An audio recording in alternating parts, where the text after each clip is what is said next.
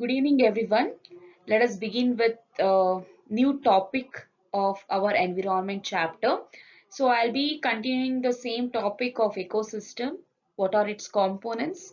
So, let's continue with the same topic and we'll end up with food chain. Okay, let's begin.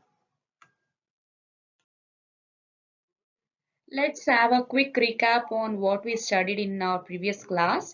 So, we studied that environment consist of living organisms like plants, animals, microorganisms, and human beings, also non-living organisms around us. And this defines what is an environment, right? And also living organisms along with non-living components together form the ecosystem. Examples for this ecosystem are terrestrial ecosystem and aquatic ecosystem. When I say it is terrestrial ecosystem, it includes grassland, desert, as well as forest that we discussed in our previous class, right? Ecosystem consists of two components. You already know it. That is biotic components, which is said to be living organisms, and abiotic components, it is called as physical factors, right? So physical factors, what are the examples of physical factors? That is climate, weather, and volcano. I give an example of volcano, river, ocean, lakes. So these are all the examples for physical factors, that is nothing but abiotic components. So here in this slide you will be seeing types of organisms in the ecosystem. So there are three main kinds of organisms depending on the manner on which they are obtaining food, and these are producers, consumers, and decomposers. We will study one by one what are these producers, consumers, and decomposers. Coming to first concept, that is producers, name itself says organisms that make or produce their own food by photosynthesis. If I tell the term photosynthesis, the first thing comes to our mind is plants, right? All the producers are said to be autotrophs. Hope you remember the term autotrophs. Autotrophs is nothing but the organisms which is able to synthesize their own food. Auto means self. Tropos, that is preparation, self preparing organisms, self food preparing organisms, that is nothing but plants, right? Examples like green plants, blue green algae. So we can say all producers are called as autotrophs.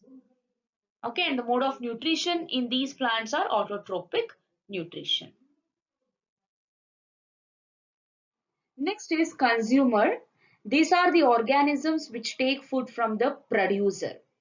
That means from plants. That is, we can say all the heterotrophic organisms are the consumer.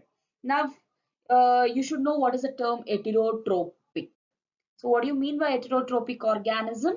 The organism which is not able to synthesize their own food, instead they directly or indirectly depends on plants, that is producer, right? These consumers are further be classified into herbivore, carnivore, and omnivore, as well as parasites. Okay, so let's study one by one. You know this common thing, what is herbivore, omnivore, carnivore, and parasite. So it's okay, let's recall it again. Herbivore is nothing but the organisms which eat plants, example rabbit, deer, etc. They are also called as primary consumer. Next is carnivore. These animals feed on other animals, example lion, tiger, wolf, etc. Now these small carnivore like wolf, dog, etc. are called as secondary consumer, while large carnivore like lion, tiger are called as tertiary consumer, as they feed on secondary consumer. Hope you understand. Lion, tiger are said to be tertiary consumer because these eat the small carnivore, that is wolf, dog, etc. Right? And these wolf dog are said to be secondary consumer. wherein lion, tigers are said to be tertiary because they feed on secondary consumer. Right. Next, coming to omnivore, organisms which feed on both plants and animals. Example, we humans. Right. And next is parasite. This derive their food from other organism. The only difference between parasites and carnivore is that carnivore feed on dead organism, where in case of parasites, they feed on live organism. Next, we will see decomposer in the next slide. Next is decomposer. Name itself says, right? If I tell decomposer, the first thing comes to our mind is microorganisms, especially bacteria and fungi, right? So this breaks down the complex organic substance into simpler organic substance. Okay, they mainly act on the dead and decaying matter. Example, microorganism, as I said, like bacteria and fungi. As all these decomposer use organic substance for their nutrition, so they are also called as heterotrophs. So even these are heterotrophs because they feed on the dead and decaying organisms, right? For example,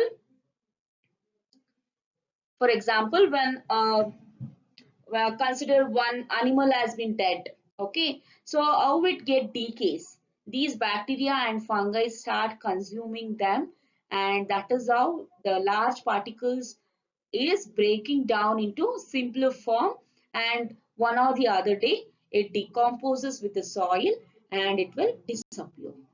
Right? So this is about decomposers. Here in this slide, we will apply a knowledge that we have gained in a previous slide about producer, consumer and decomposer by taking an example like grass is eaten by rabbit, which in turn eaten by lion. When this lion dies, what happens? Its body is decomposed by decomposers, that is nothing but bacteria or fungi, that is microorganism.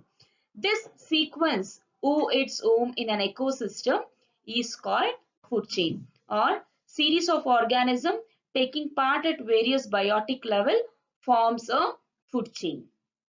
Okay, each of these steps or levels in the food chain are called tropic levels. Let's know what does tropic levels means in the next slide. So here each of these steps that we saw in food chain is called as tropic levels, or levels in the food chain is called tropic level.